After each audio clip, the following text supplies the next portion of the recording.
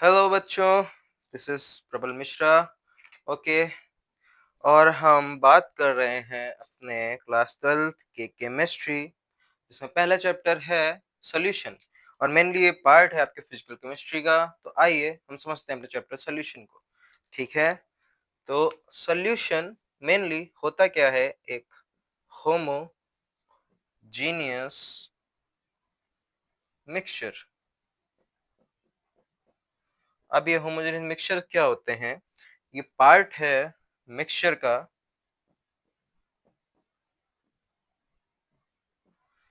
जिस जिस भी मिक्सचर में उसके components through out the solution कह लें या थ्रू आउट द मिक्सचर कह लें, सेम रहते हो, वही होता है हमारा होमोजेनियस मिक्सचर। और बस इसको ही एक कॉमन नेम में जानते हैं हम, सॉल्यूशन। ठीक है।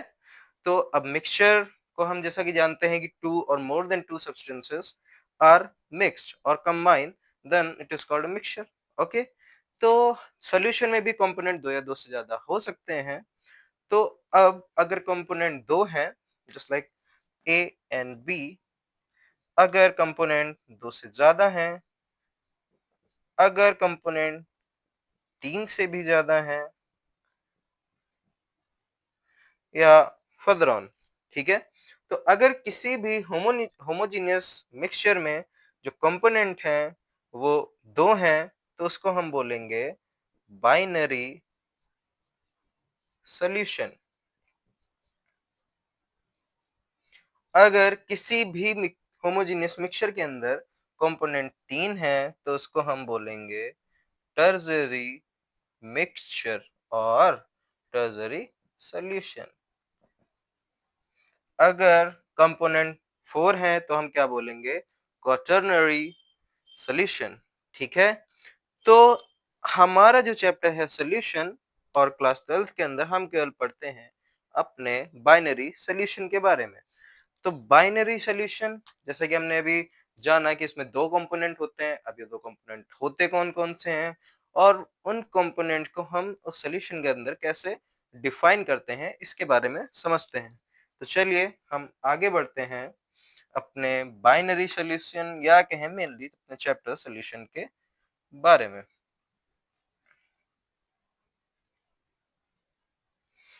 तो जैसा कि अभी हमने वर्ड जाना, बाइनरी सॉल्यूशन, और ये सॉल्यूशन कौन से सॉल्यूशन होते हैं? जिनमें दो कंपोनेंट होते हैं। ठीक है। अब ये दो कंपोनेंट होते कौन कौन से हैं? तो बड़ा ही फेमस नाम है, जिसमें से एक है सॉल्वेंट, जिसमें से एक है सॉल्वेंट, जिससे हम हिंदी में विलायक भी कहते हैं, और दूसरा है सॉल्यूट। दूसरा है सॉल्यूट, जिसे हम हिंदी में विलेय भी कहते हैं। मेनली अगर हम सॉल्वेंट को समझते हैं तो काफी सारी बुक्स में या काफी जो टीचर्स हैं वो सॉल्वेंट को कहते हैं कि जो ज्यादा हो किसी भी सॉल्यूशन के अंदर। ठीक है। और सॉल्यूट को जाना जाता है जो कम हो किसी भी सॉल्यूशन के अंदर। ठीक है।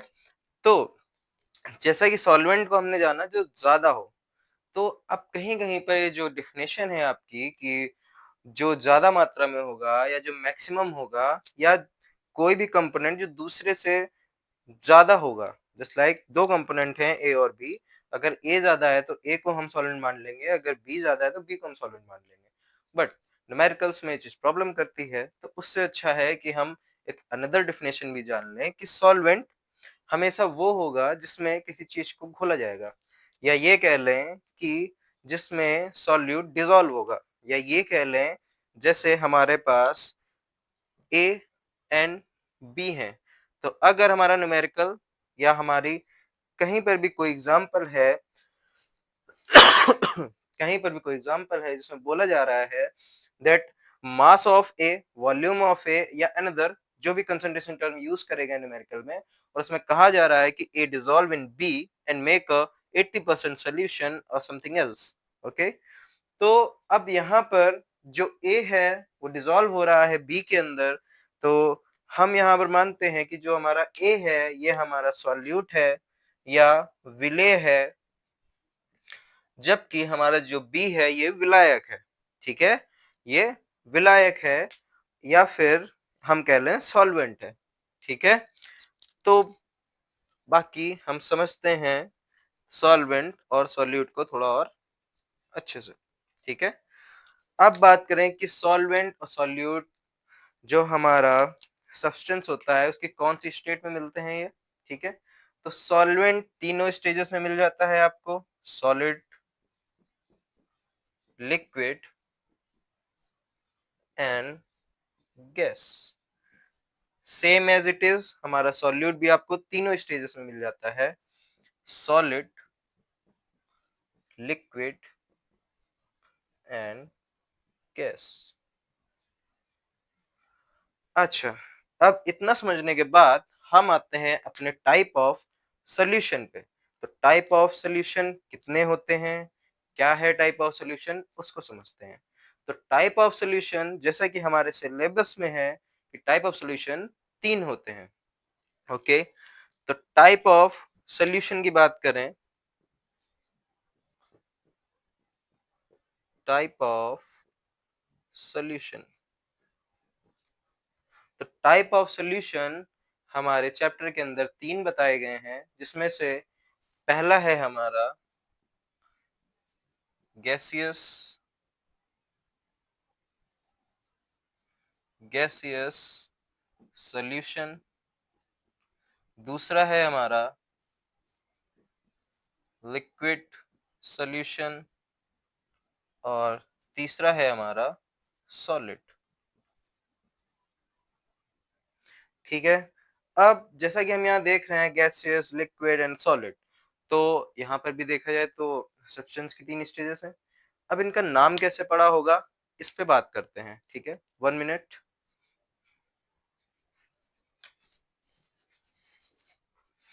ओके, तो हम वापस आते हैं अपने चैप्टर पे, जिसमें से पहला टाइप था गैसियस, दूसरा लिक्विड, तीसरा सॉलिड।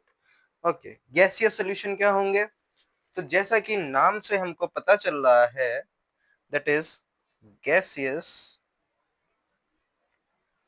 तो गैसियस में सॉल्वेंट होगा जो सॉल्वेंट होगा वो हमेशा गैस रहेगा, जबकि solute gas, liquid and solid तीनों में से कुछ भी हो सकते हैं, ठीक है?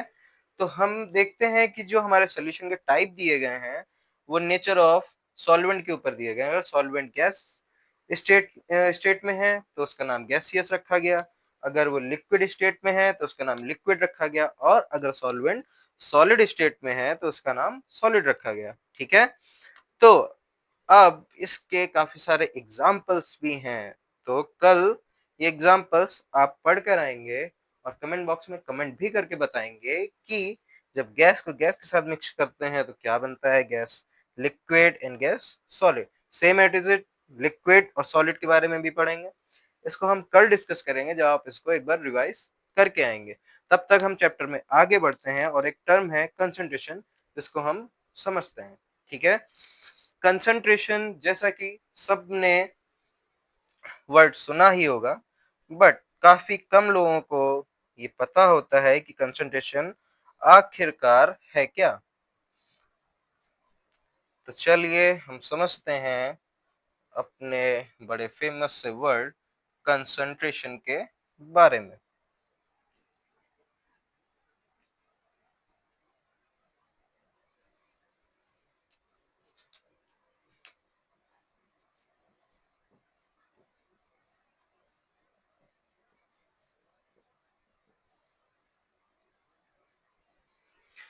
ओके, तो कंसंट्रेशन ये वर्ड जैसा कि आप सबने लगभग सुना होगा।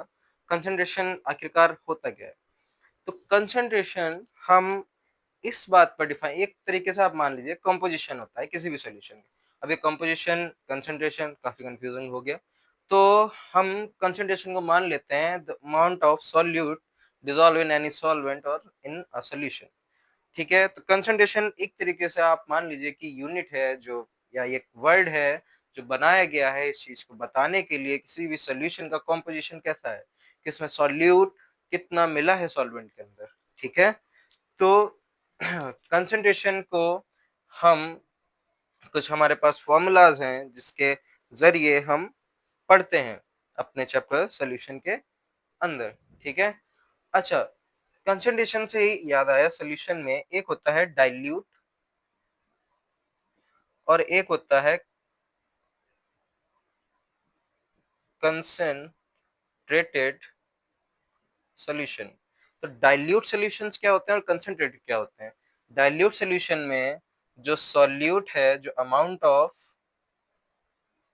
सॉल्यूट है, वो काफ़ी काफ़ी कम रहता है, ठीक है? कंपेयर टू सॉल्वेंट और सॉल्यूशन, ठीक है? जबकि जो कंसंट्रेटेड है, इसमें जो अमाउंट ऑफ सॉल्यूट है, ये कम होता है बट ज़्यादा कम नहीं होता है compare to amount of solvent और सॉल्यूशन। तो इसको हमेशा ध्यान रखेंगे, ठीक है? बाकी आगे हम कंसंट्रेशन के जो फ़ॉर्मूलाज़ हैं, जिन पे हमारे बेस्ड न्यूमेरिकल्स आते हैं पेपर में, उनको समझते हैं, जो कि काफ़ी हद तक आसान है, ठीक है?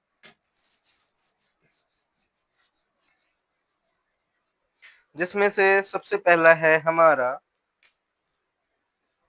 मास परसेंटेज, मास परसेंटेज, ठीक है? अब ये फ़ॉर्मूला याद रखना काफ़ी कठिन होते हैं, काफ़ी बच्चों को, तो इसको हम थोड़ा आसान बनाते हैं। जैसे कि यहाँ वर्ड आया परसेंटेज, परसेंटेज में 100 तो आना ही आना है। बात हो रही है मास की, तो अगर मास की बात करें, तो अगर हम मास ऑफ सॉल्यूट या मास ऑफ सॉल्वेंट निकालते भी हैं, तो परसेंटेज मेरा हमेशा हम कैसे निकालते हैं? परसेंटेज होता क्या है? एक फ्रैक्शन होता है टोटल के बेसिस पे, ठीक है? तो हम अब ये फ्रैक्शन डिफाइन किसके बेसिस पे करेंगे? जो भी टोटल मास होगा, टोटल मास किसका होगा? सॉल्यूशन का। टोटल मास ऑफ सॉल्यूशन, ठीक है? ये हमको क्या बताएगा? हमारा मास परसेंटेज। अब मास परसेंटेज सॉल्यूट का भी पूछ सकता है, मास परसेंटेज सॉल्वेंट का भी पूछ सकता है। तो जिसका पूछा जाएगा उसको हम यहाँ पर यूज करेंगे, ठीक है? काफी आसान न्यूमेरिकल रहते हैं इस फॉर्मूले के, इसमें कुछ भी ऐसा कठिन नहीं है। काफी काफी आसान चीजें पूछी जाती हैं, ठीक है? तो हम न्यूमेरिकल सारे फॉर्मूलाज के अपने पार्ट 2 में समझेंगे, ठीक है? तो अभी हम अपने दूसरे फॉर्मूले को समझते हैं, जिसका नाम है जिसका नाम है वॉल्यूम परसेंटेज। इसका नाम क्या है? वॉल्यूम वॉल्यूम परसेंटेज, ठीक है? तो अब अभी हम बात कर रहे थे अपने मास परसेंट की, तो उसमें क्या हमने यूज किया था? मास। तो अभी हम क्या यूज करेंगे? वॉल्यूम, वॉल्यूम ऑफ सॉल्यूट और वॉल्यूम ऑफ सॉल्वेंट, ठीक है? तो वॉल्यूम परसेंटेज का फॉर्मूला हमारा क्या बना? वॉल्यूम ऑफ सॉल्यूट और वॉल्यूम ऑफ सॉल्वेंट अपॉन में total volume of solution multiply by 100, ठीक है? इसके न्यूमेरिकल जब भी पूछे जाएंगे तो आपको उसमें या तो सॉल्वेंट का वॉल्यूम दे देगा, सॉल्यूशन का दे देगा, सॉल्यूट का पूछ लेगा, या हो सकता है आपको volume percentage they they, total volume of solution they they, volume of solute पूछ ले, वॉल्यूम ऑफ सॉल्वेंट पूछ ले। तो ज्यादा कठिन फॉर्मूले ज्यादा कठिन क्वेश्चन इन फॉर्मूले पे बनते नहीं है, ठीक है? तो हम आगे बढ़ते हैं अपने थर्ड फॉर्मूला, जिसका नाम है जिसका नाम है मास बाय वॉल्यूम परसेंटेज, ठीक है? Mass by volume percentage. अब जैसा कि अभी हम देख रहे थे वॉल्यूम परसेंटेज, अभी हमने देखा मास परसेंटेज, अब हम हैं मास बाय वॉल्यूम परसेंटेज। तो अब यहाँ पर क्या होता है? ये मेनली फॉर्मूला यूज किया जाता है मेडिसिन एंड फार्मेसी के फील्ड में किसमें यूज किया जाता है? मेडिसिन और फार्मेसी के प्लेसेस पे, ठीक है। तो अब इसमें है क्या, जैसा कि वहां पर आपको टाइटल दिख रहा है मास बाय वॉल्यूम, वही हम यहाँ यूज करेंगे, ठीक है। अब यहाँ पर क्या है कि मास ऑफ सॉल्यूट और मास ऑफ सॉल्वेंट देखा किसमें जाएगा? टोटल वॉल्यूम ऑफ सॉल्यूशन में। और हम देखेंगे एक फ्रैक्शन जिसको मल्टीप्लाई करेंगे 100 से, तो ये क्या बनेगा जाके? Mass by volume percentage. या कहीं कहीं पर लिखा होता है कि मास ऑफ सॉल्यूट और solvent in 100 ml of solution, ठीक है। तो दोनों चीजें सही हैं जो आपको आसानी रहे याद करने में। अब इसके आगे जब हम बढ़ेंगे तो इसके आगे की जो कंसंट्रेटेड फॉर्मूलाज हैं वो काफी अच्छे हैं, उन पे काफी न्यूमेरिकल्स भी पूछे जाते हैं, तो अपना ध्यान बनाए रहिएगा, ठीक है। तो जैसा कि हम बात कर रहे थे अपने नेक्स्ट हेडिंग जिसका नाम है मोल फ्रैक्शन, ओके, इसका नाम क्या है? Mole fraction. तो अब ये मोल फ्रैक्शन होता क्या है? तो जैसा कि हमको नाम से समझ में आ रहा है कि मोल और उसका फ्रैक्शन। अब यहाँ पर सबसे बड़ा पॉइंट है कि ये आखिरकार ये मोल क्या होता है? तो सर मोल सिंपल सी चीज है सर, हमको फॉर्मूला पता है मोल का कि small n is equal to W upon M. अब इसमें स्मॉल w क्या है, कैपिटल M क्या है? तो सर स्मॉल w आपका हो गया ग्राम मास और कैपिटल M हो गया हमारा मॉलिक्यूलर मास, ठीक है। सर ये तो बड़ी आसान चीज थी, बट अब यहाँ पर आखिरकार मोल क्या है? क्वेश्चंस में आएगा तो हम मोल को क्या समझेंगे? तो सिंपल है कि अच्छा एक छोटा सा एग्जांपल लेते हैं हम। मान लीजिए आप किराने की दुकान पर गए, आपने दुकानदार से कहा कि हमको 1 किलो चीनी चाहिए, ठीक है। तो अब दुकानदार गया और 100 किलो के बोरे से 1 किलो चीनी लाके आपको तौल के दे दिया। तो आपने ये जो 1 किलो चीनी ली किसमें से? टोटल 100 kg ऑफ चीनी में से, ठीक है। तो जो 100 kg हुआ वो क्या हुआ? वो आपका हुआ मोलिकुलर मास। जो आपने 1 kg लिया वो आपका क्या हुआ? ग्राम मास। तो अब हम क्या कहेंगे कि हमने 100 kg चीनी में से 1 kg ले ली, ठीक है। 100 kg में से 1 kg ले ली, ठीक है। तो यहाँ पर ये क्या बता रहा है? अमाउंट ऑफ शुगर, ठीक है, जो किससे लिया गया है? टोटल 100 में से। ऐसे ही नंबर ऑफ मोल क्या है? एक यूनिट है, जस्ट लाइक केजी, ये भी क्या एक यूनिट है। बस ये यूनिट कहाँ पर यूज होगी? इन केमिकल्स, ठीक है। वो क्या डिफाइन करेगा? किसी भी सॉलिड लिक्विड या गैसियस फेज में किसी भी केमिकल का मोल या किसी भी केमिकल का एक अमाउंट, जो कि हम किससे डिनोट करेंगे? मोल से, ठीक है। और ये क्या बताएगा कि किसी लिक्विड में किसी गैस में किस हिसाब से वो डिसॉल्व हुआ है या क्या परसेंटेज में डिसॉल्व हुआ है, ठीक है। तो आगे मोल फ्रैक्शन समझते हैं। फर्स्ट ऑफ ऑल इसको हम डिनोट करते हैं जीटा से। सर ये तो एक्स की तरह लग रहा है, ठीक है, बट अब अगर हम इसको एक्स बनाएं तो एक्स कुछ ऐसा दिखता है, ऐसा, ठीक है। बट अब जीटा कैसा है? जीटा थोड़ा सा इटैलिक होता है, जस्ट लाइक दिस, ठीक है। तो हम इसको क्या बोलते हैं? जीटा, ठीक है। अब मान लीजिए कि जैसे हमारा मोल फ्रैक्शन है, मोल फ्रैक्शन को हम देखिए, मानिए आपके पास दो कंपोनेंट है, एक ए है एक बी, ठीक है। ये दो कंपोनेंट है, मिलके किसी सोल्यूशन को डिफाइन कर रहे हैं। तो हम कहेंगे कि बेटा जरा फ्रैक्शन बताना क्या निकलेगा टोटल। तो आप कहोगे सर ए और बी अपॉन में A plus B, but 1 minute, okay. तो ए और B upon A plus B, तो ठीक है फ्रैक्शन के हिसाब से ठीक है, बट हम बात कर रहे हैं मोल फ्रैक्शन की। तो अब हम यहाँ पे इसको कैसे डिनोट करेंगे? Just like number of moles of A और B upon total number of moles of A plus B, या फिर हम इसको कुछ ऐसे भी लिख सकते हैं कि Na और Nb upon Na plus Nb, ठीक है। तो Na और Nb upon Na plus Nb, number of moles of A और number of moles of B upon number of moles of A plus number of moles of B, ठीक है। तो आगे की बात करें तो इस फॉर्मूले को कुछ हम ऐसे भी लिख सकते हैं, जैसे मान लीजिए हमारे पास दो कंपोनेंट थे, एक था ए एक था बी। हमारे पास कितने कंपोनेंट थे, एक ए था एक बी था। तो मान लीजिए अब क्वेश्चन में आपसे पूछा गया कि define the mole fraction of component A, तो हम क्या करेंगे, zeta A is equal to N A upon N A plus N B, ठीक है। Number of mole of A upon number of mole of A plus number of mole of B, ठीक है। As it is अगर आपसे पूछा गया मोल fraction of B बताइए, तो zeta B is equal to N B upon N A plus N B, ठीक है। N B upon N A plus N B, ठीक है।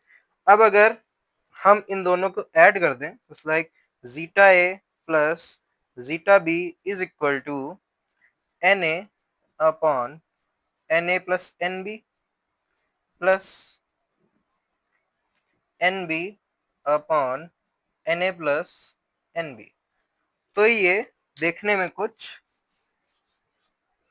ऐसा दिखेगा कि एलसीएम लिया, एलसीएम क्या आया, N A plus N B, तो ऊपर आएगा N A plus N B, इसको कट किया तो आया 1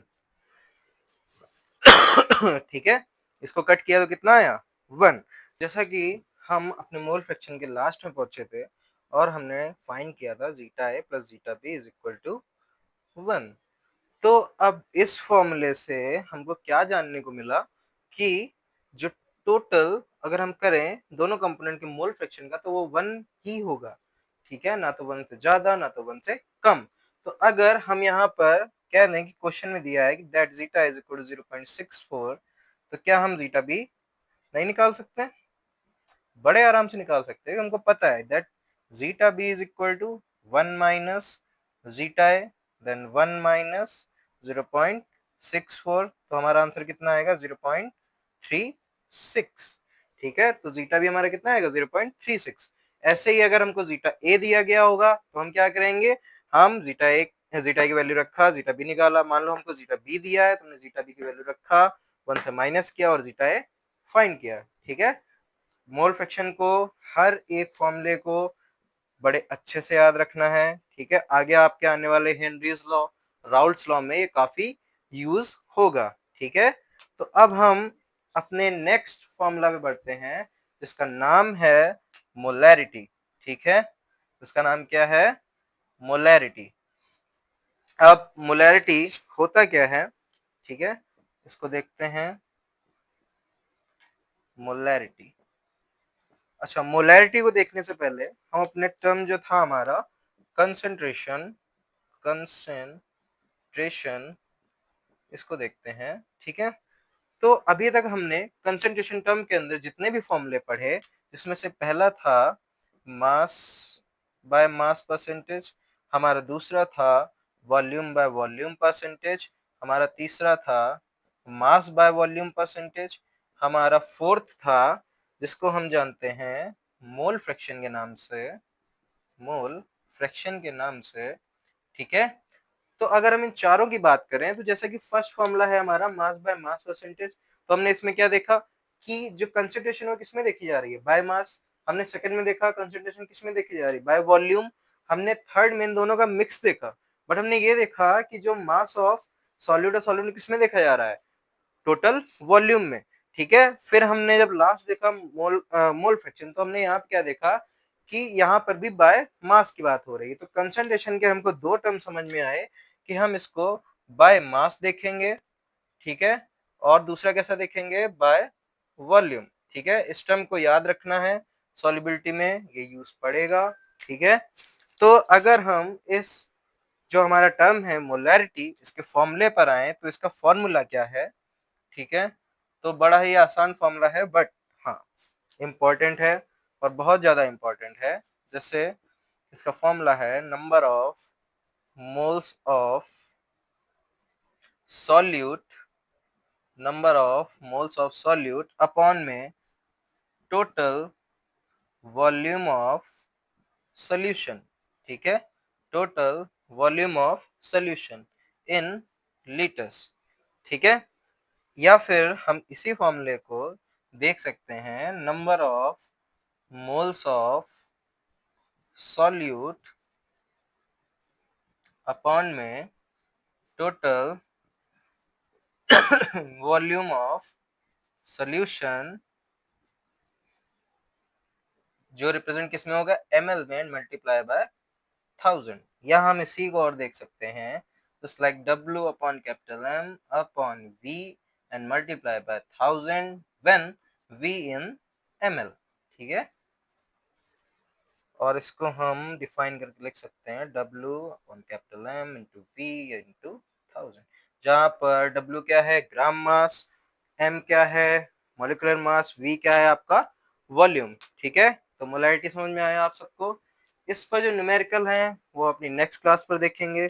अच्छा, अगर हम मोलैरिटी की डेफिनेशन को देखें तो मोलैरिटी डेफिनेशन क्या बता रही है कि number of moles of solute dissolve in total volume of solution when the volume of solution in liters, or to number of moles of solute dissolve in 1000 ml of solution, ठीक है? बाकी इसके आगे का हम देखते हैं नेक्स्ट वीडियो में, ठीक है? Best of luck for your boards, अच्छे से पढ़ते रहिए, रेगुलर क्लासेस देखते रहिए, और अगर किसी भी बच्चे को क्लास नोट्स की जरूरत है then comment in the video and like share and subscribe. Okay, thank you.